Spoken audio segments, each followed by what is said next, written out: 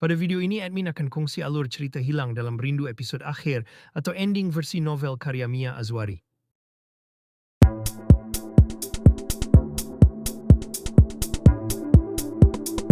Selepas sebulan peristiwa hitam yang menggemparkan hidup mereka, keadaan mulai pulih.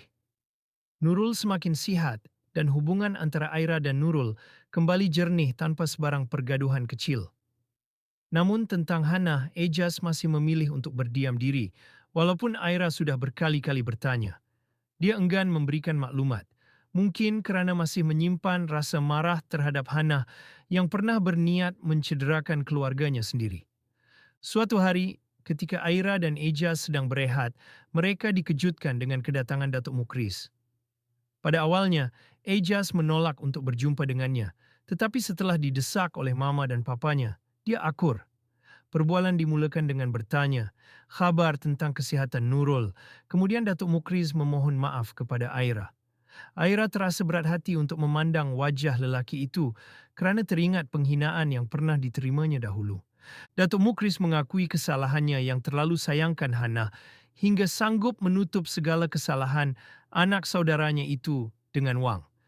Dia menyangka Hana akan berubah, tetapi ternyata sikapnya semakin buruk. Kemudian, dia mendedahkan rahsia besar kepada Ejaz. Semasa di luar negara, Hana pernah terlanjur dan terpaksa menggugurkan kandungan. Dia mengakui bahawa selama ini Hana hanya mempergunakan Ejaz. Pendedahan itu membuat Ejaz terdiam, menyedari hikmah di sebalik segala yang telah berlaku. Datuk Mukriz kemudian memberitahu bahawa minggu depan kes Hana akan dibicarakan. Dia datang membawa permintaan Hana untuk disampaikan kepada Aira.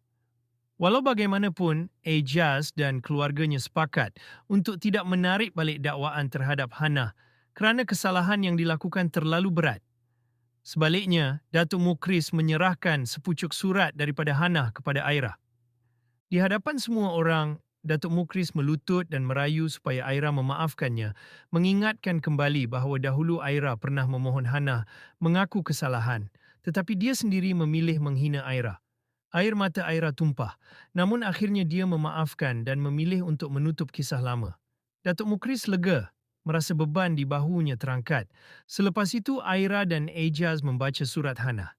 Dalam surat itu, Hana mengaku menyesal, menceritakan rasa bencinya terhadap Aira dahulu kerana Ejaz lebih mudah menerima Aira berbanding dirinya yang sudah 6 tahun bersama. Dia sedar cinta Ejaz terhadapnya sudah lama hilang. Hana menganggap hukuman penjara sebagai kifarah dan memohon Aira memaafkannya, mengakui kesalahannya termasuk menyebabkan kematian arwah Tok Wan dan keguguran kandungan Aira. Surat itu membuat Aira menangis, namun Ejaz memeluknya dan berkata semuanya sudah selesai. Beberapa minggu kemudian, Aira yang kini menunggu hari untuk melahirkan anak sulung mereka menghabiskan masa di rumah. Hubungan mereka penuh gurauan dan kasih sayang. Malah Ejaz begitu mengambil berat tentang keinginan makan istrinya, walaupun kadang-kala terpaksa mengawal agar tidak berlebihan. Selepas kelahiran, kehidupan mereka semakin bahagia.